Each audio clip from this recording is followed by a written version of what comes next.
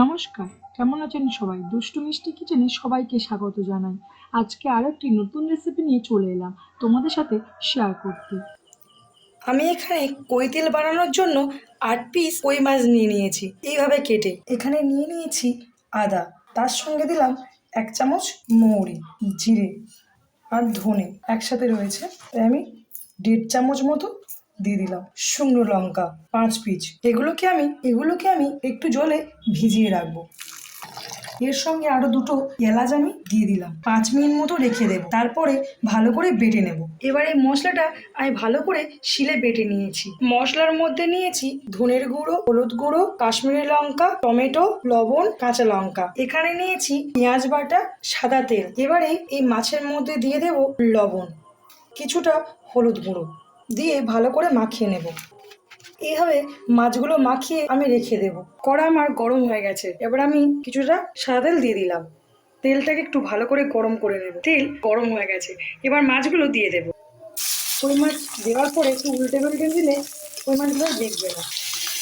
মাছ দেওয়ার পর একটু নাড়িয়ে চড়িয়ে দেবো। এইভাবে সবকটি মাছ দিয়ে দিয়েছি। মাছগুলো অবশ্যই একটু বেশি কড়া করে ভাজবো না, কারণ কই তেল করতে গেলে মাছগুলো বেশি কড়া করে ভাজলে ভালো লাগবে না।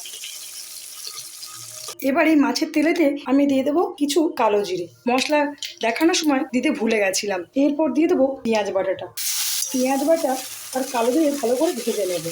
আর এর মধ্যে দিয়ে দেবো লঙ্কাটা, কাঁচা লঙ্কাটা কেটে রেখেছিলাম। দিয়ে দিলাম লবণ, আপনারা দেবে আপনাদের স্বাদ মতো। দিয়ে দিলাম 1/2 চামচ মতো হলুদ। এরপর দিয়ে দেবো কাশ্মীরি লঙ্কা, এটা কালার করার জন্য। আর দিয়ে দেবো ধনের গুঁড়ো। এরপর দিয়ে দেবো আগে থেকে যে মশলাটা করেছিলাম সেই মশলাটা। মশলাটা থেকে আমার তেল ছাড়তে শুরু করে দিয়ে তখনই ভাববেন প্রায় কষানো হয়ে গেছে। এবার আমি এর মধ্যে দিয়ে দিলাম টমেটো। টমেটো আমি বেটে দিলাম না, আমি গোটাই দিয়ে দিলাম। একটুখানি কষানোর পরে ওটা এমনিতেই গলে যায়। টমেটোগুলো গলে গেছে, কষানো হয়ে গেছে। দেখতে পাচ্ছ কেমন সাইড দিয়ে তেল বেরিয়ে গেছে। এরকমই হলে ভাবে যে কষানো পুরো কমপ্লিট।